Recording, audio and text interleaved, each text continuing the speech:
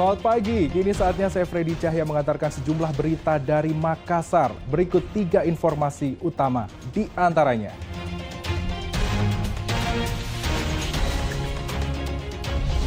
Tiga rumah ludes terbakar di Kabupaten Jeneponto.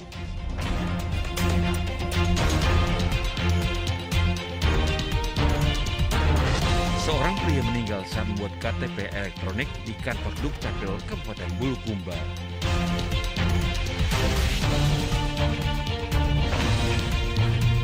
Warga sampai begadang demi minyak goreng kemasan 2 liter di Kabupaten Bulukumba.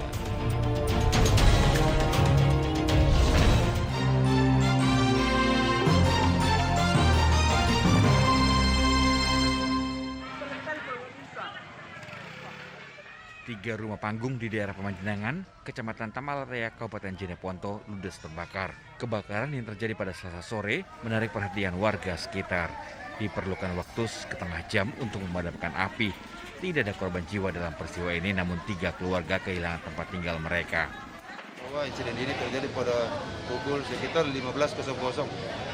Iya, untuk jumlah rumah sendiri ada berapa jumlah rumah yang terbakar, Mon? Ada pun jumlah rumah yang kena insiden kebakaran ini terdapat 3 buah, masing-masing pemilik lelaki Adi, lelaki Asdar, dan lelaki Akbar. Iya, lelaki Rizal. Untuk korban sendiri, Komandan, ada tidak korban jiwa atau hanya mengalami kerugian material? Dengan insiden ini korban jiwa tidak ada, namun yang ada hanya korban material. Polisi dari Polsek Tamalarea menyelidiki penyebab kebakaran yang menghanguskan 3 rumah. Namun dugaan sementara, penyebab kebakaran berasal dari arus pendek di salah satu rumah warga. Akibat kebakaran ini, korban rugi lebih dari ratusan juta rupiah. Zainuddin melaporkan dari Kabupaten Jeneponto.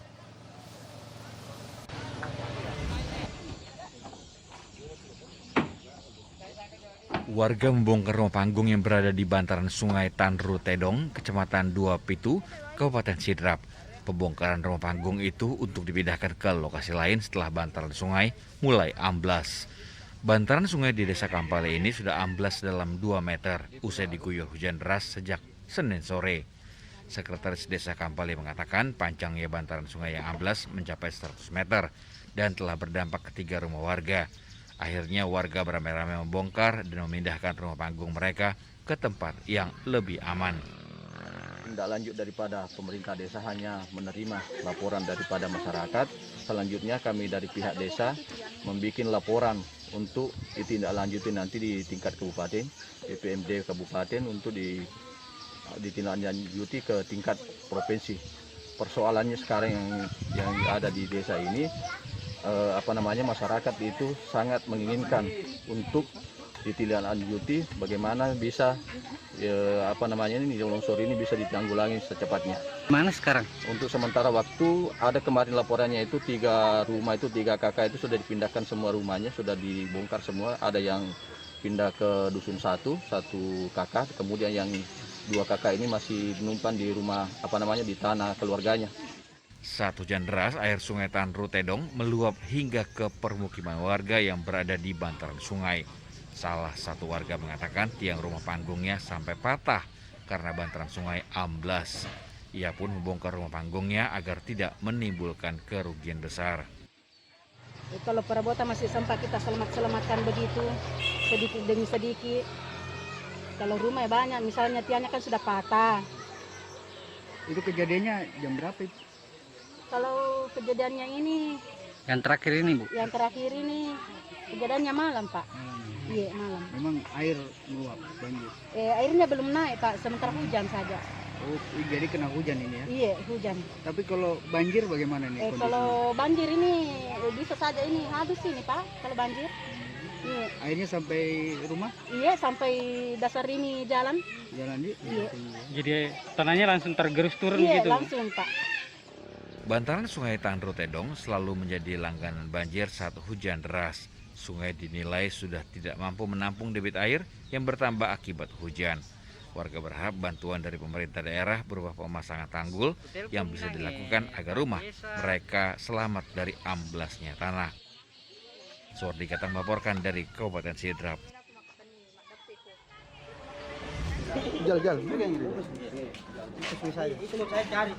Polisi menangkap pria 26 tahun di Jalan Adipura, Kecamatan Panakukang, Kota Makassar, Rabu dini hari. Sebelumnya, pria ini sempat ditangkap warga sekitar karena mencuri ponsel di salah satu rumah. Sebelum dihakimi massa, polisi segera menggelandang pelaku ke Polrestabes Makassar. Dari tangan pelaku disita ponsel hasil curian dari rumah warga. Pelaku mengaku kerap mencuri ponsel dari rumah warga yang tengah kosong. Ia mengambil ponsel yang sedang diisi daya dan ditinggalkan pemiliknya. Namun aksi terakhirnya tertangkap basah oleh warga. Dan kami amankan dan membawa ke posko Jatanras untuk melakukan tindakan proses hukum yang berlaku. Untuk investigasi ini dia melakukan aksinya seperti bagaimana? Jadi dia memasuki rumah tersebut apabila ada HP yang tertinggal dalam rumah tanpa ada pemilik, dia langsung mengambil. Setelah diambil, dia langsung lari untuk setelah melakukan pengambilan HP, tersangka tersebut meninggalkan TKP tersebut. Untuk barang bukti yang disita apa saja? Jadi barang bukti yang kami sita adalah suatu buah HP yang dimana dia mengambil pada saat dicas. Untuk mempertanggungjawabkan perbuatannya, pelaku akan dijerat dengan pasal 363 terkait pencurian dengan ancaman hukuman kurang lebih 5 tahun penjara. Andi Muhammad Sardi melaporkan dari Kota Makassar.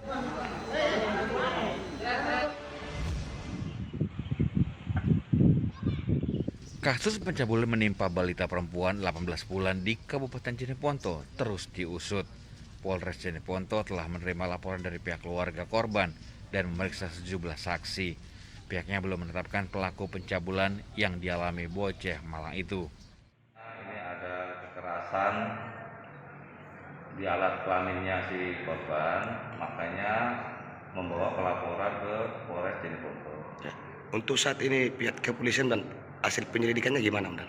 Sementara kita memeriksa saksi-saksi yang terkait untuk bisa menjelaskan bagaimana awalnya kejadian kasus ini yang dialami oleh si korban. Tentunya kita akan menyelidiki dan mendalami supaya segera terungkap kasus ini. Ya, terus korban sekarang di mana, Bang? Sementara korban sekarang dibawa kepada orang tuanya, ada di Makassar oleh bapak korban sendiri. Sementara kondisi balita kini masih dirawat di Rumah Sakit Unhas Makassar. Unit Perlindungan Perempuan dan Anak Sulawesi Selatan fokus dalam pengobatan luka korban. Korban mengalami pendarahan di alat vitalnya yang diduga akibat gesekan benda tumpul. Pihak UPT PPA Sulawesi Selatan akan mendampingi proses hukum hingga pelakunya tertangkap.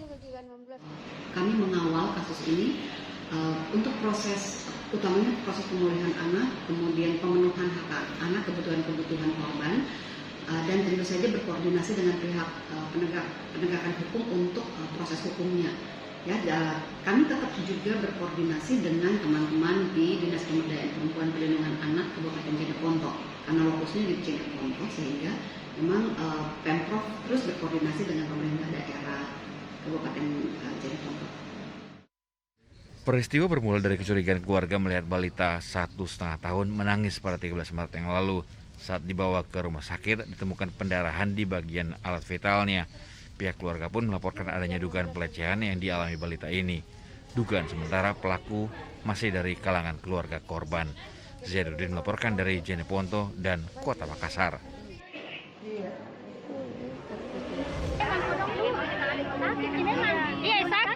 Warga Barang Kelurahan Tanah Jaya, Kecamatan Kajang, Kabupaten Bulukumba meninggal dunia saat perekaman KTP elektronik di kantor Dinas Kependudukan dan Catatan Sipil Dukcapil. Aminuddin, pria 54 tahun yang tutup usia saat hendak mengurus identitas agar bisa mendapatkan BPJS Kesehatan. Ternyata Aminuddin tengah menjalani pengobatan dari Rumah Sakit Andi Sultan Daeng Raja, Bulukumba. Ia sengaja mengurus BPJS Kesehatan dalam kondisi sakit karena tidak ada uang untuk melakukan operasi. Melakukan pendaftaran di BPJS Kesehatan menjadi pilihan bagi keluarga agar Aminuddin bisa menjalani operasi. Namun pada saat proses perekaman KTP, Aminuddin mendadak lemas dan tak sadarkan diri. Pertolongan pertama telah dilakukan tetapi nyawanya tidak tertolong. Dia meninggal setelah melakukan perekaman. Sesudah foto, pengambilan biometri, kemudian tanda tangan, yang bersangkutan mau turun, pas turun sudah tidak berdaya lagi. Sebenarnya sudah keluar dari rumah sakit karena diberikan waktu oleh dokter untuk urus BPJS dulu untuk persiapan operasinya. Karena pasien tidak punya KTP. Makanya saya datang lobi di Capil untuk iya, artinya kan kalau perekam kan didaftar dulu, tapi saya minta di sana bagaimana ya, karena orang sakit ini langsung saya keluarkan dari rumah sakit baru saya bawa ke sini untuk perekaman.